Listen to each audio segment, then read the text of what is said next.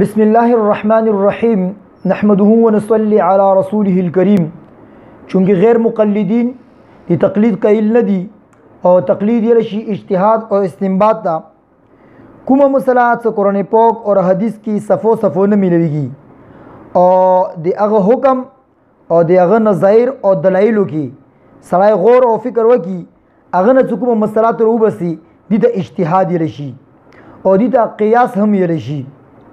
لکه څنګه مخکې ویډیو کې مو دا خبره کړې چې څنګه دا معلومه شوله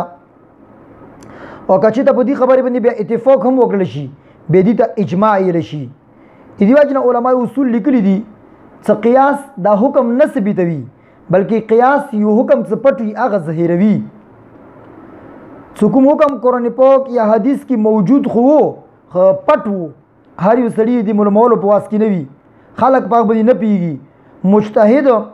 دی اغو چکم نظائر دی اغ بنی قیاس وکی یا دلالت النصر یا اشارت النصر یا اقتضاء النصر استنباط وکی اور ظاہری کی نو دیتا اجتہادی لشی. امام بخاری رحمت اللہ علیہ ادی پر یو مستقل باب منعقد کردا صحیح البخاری کی کتاب الاعتصام باب ما جاء فی اجتہاد القضاء بما انزل اللہ تعالی لقوله تعالی ومن لم يحكم بما انزل الله فاولئك هم الظالمون. دا اجتهاد متعلق مستقل بابی منعقد کړیا. تقلید څو کوم سړي کې د اجتهاد قوت نوي لکه مو تاسو نن سبا دا به د مجتهد اتباع کوي لکه مو تاسو د امام صاحب اتباع کړی دا مو کې دا واسطه نشته نه دا طاقت قوت ورکشته نه دور علم وزشته سو قرآن پاک کومي پټي مستلوي هغه مو وبسو مو مجبوري مو بچ شو مو څو کوم خلکو اجتهاد کړه دا مو به هغه خلکو تقلید کوو نه دي ته تقلید یې لشي. حضرت معاذ رضی الله عنه یندې دی لپاره قضیه جوړ کړه شو واستوله شو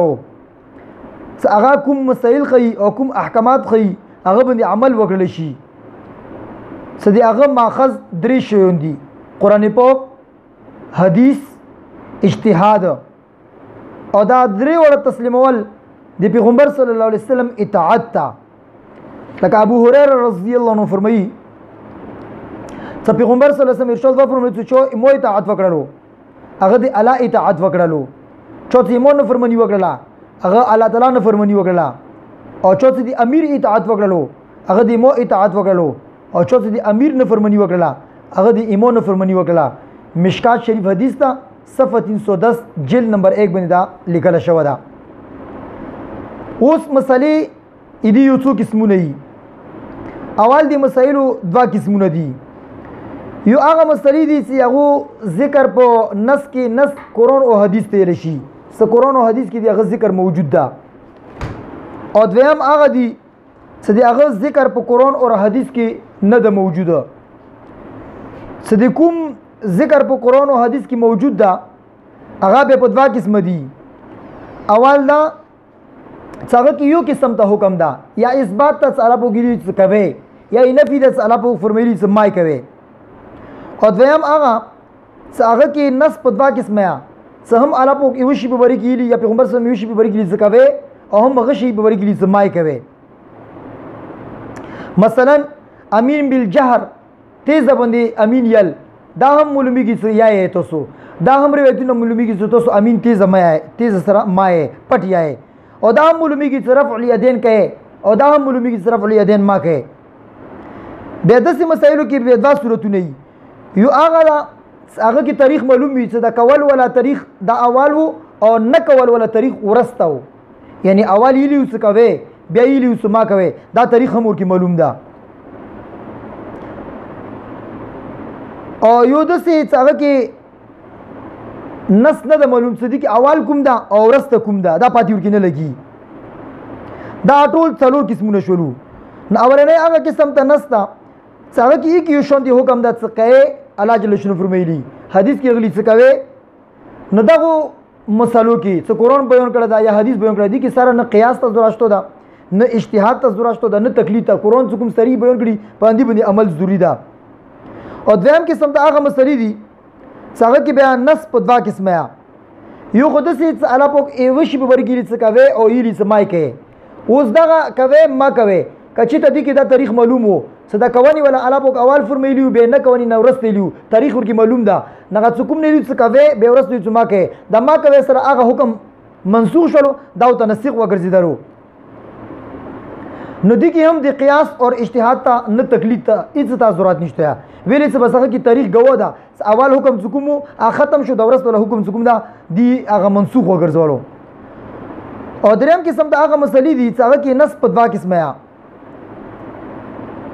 او هغه کې مقدم او مؤخر معلوم نه ده یعنی الله جل شنو یا پیغمبر صلی الله علیه وسلم فرمایلی چې کوي او مای کوي د دوا قسمه حکم ورکړه غلا خدا پاتې نشته اول حکم دی کول ولو کول حکم دی نه کول ولو ایدی پاتې ورکی نه لګي. او څلورم قسم د هغه مسلې دي چې هغه کې بالکل نص نه ده موجود نه قرآن کې هغه معلوم دي هغه حکم معلوم ده نه حدیث نه هغه حکم معلوم ده. نو د اخیری دوا قسمه څومره مسلې دي څه کوي مای کوي خپاتې نه لګي زدي کې حکم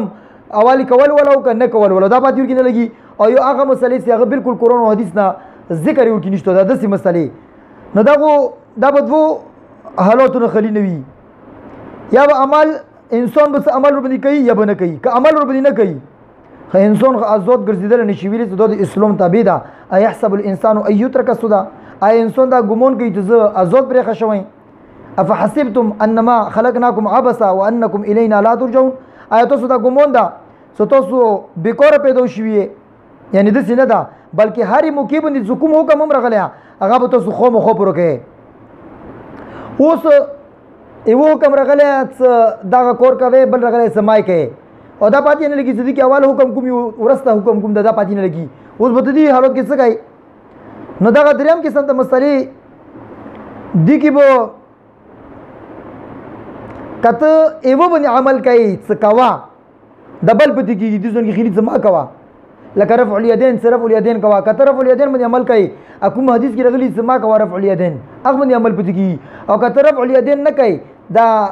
دبل څوک کوم څه کې راغلی صرف الیدین کوي دی باندې عمل پتی کېږي اوس څه کول پکور دي. نو خو مخو دي ځنه کې ضرورت د عمل لا تکف ما ليس به علم اوس خپل طرف نه عمل کول نشي ته ځنه ز په دې باندې عمل کوم یا په دې باندې ویلي تو کې هغه شایشتونه ده څه استنباط وکي اجتهاد وکي او تاریخي هم نه ده معلوم څه په یو طرف باندې مسله بوزي. نو خو مخو دي کې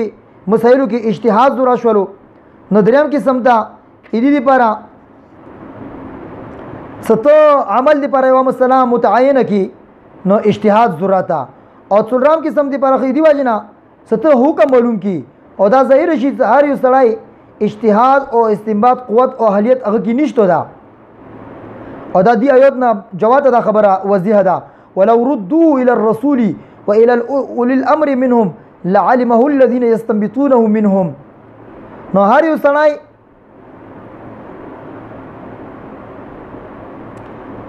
څه رای یا به صحیح وي یا به غلط وي خو چې استنباط شرعا معتبر ده هغه ته مستنبط اور مجتهد یې شي. مطلب دا ده هغه مسلې هغه کې دوا قسمه حکم راغلی څه کوي مای کوي مقدم اور مؤخر پاتې هم ورکی نشته هغه مسلې چې قرآن اور حدیث نه هم دی هغه نه معلومیږي. اوس داسې مسلو دپاره یقینا اجتهاد ضرورت اجتهاد د هر وستړي کس اور نقص کور نه ده دې لپاره هغه خلکو هغه کوم اصول بیان شوي دي هغه اصول مطابق سوچو کې دا تقد وي نه اجتهاد او استنباط دي اندغه خلکو معتبر ده. نو اوس دغه دواړو قسمونو کې کوم مسائل مجتهد روبوسی او استنباطی کوي نو تو مو چونکی دا خبر بستل نشو نو مو ته باندې لازم ده چې دغه خلکو چې وګو تقلید وکړو تقلید مو ته ضروری ده. ویری هغه مسالې هغه کې دوا قسمه حکم راغلی څه کوي اور مای کوي اوس کوانی والا حکم اور نه کوانی والا حکم دا ارډ حکم راغلی خدا پاتې نه لګي چې اول حکم کوم ویم حکم کوم یعنی دغه پاتې مو ته نشته ده او هغه مسالې هغه قرآن اور حدیث صفو نه دی بیان کړي هغه قرآن او حدیث نه معلومیږي اوس دې نه کې به ته اجتهاد خو مخو کوي استنباط به خو مخو کوي نه اجتهاد اور استنباط په دې دور کې چوکا نشي کولا دا د هغه زماني خلکو په وس کې وا څه چوک تیر شوی دی هغه زماني ته نږدې صحابه کرامي کتلی، تابعین کتلی، تبع تابعین کتلی، دا د هغو خلکو په واس کې و. نو لہٰذا څه د کوم خلک اجتهاد اور استنباط کوي، موږ تاسو اجتهاد اور استنباط نشو کولی، موږ تاسو باندې لازم ده چې دغو خلکو اتباع وکړو، دې ته رشي تقلید. نو تقلید ضروری ده. اوس که کوم خلک اجتهاد کوي، که اجتهاد کې مجتهد یوه مسله غلطه یعنی اجتهاد غلط وکړلو بیا هم دې ته اجر میلویږي، او که اجتهاد صحیح وکړلو دې ته ډبل اجر میلویږي. لکه څنګه بخاری شریف کې راغلی دي جلد دوم کې 1092 کې نمبر باندې حدیث تا عمر ابن عاص رضی الله عنه فرمایي چې مو پیغمبر صلی الله علیه وسلم ولیدلی دي څنګه چې ته یو حکم حاکم وکي او اجتهاد وکي که هغه صحیح شولو نو دې لپاره ډبل اجر ده، او که چې ته اجتهاد وکړلو او خطا شو ورکې نو دې لپاره بیا هم اجر شته ده. صحیح البخاری کتاب الاعتصام باب اجر الحاکم اذا اجتهد فاصاب او اخطا. نو دا حدیث په صحیح بخاری کې موجود ده. بہرحال تاسو ایمو دی پاره سپدی واقعي مو تاسو اجتهاد او استنباط نشو کولا، ضروری دا غي چې مو تاسو تقلید وکړو. نو دا د تقلید متعلق ضروری خبر وي ان شاء الله نور مخته مو ویډیو جوړو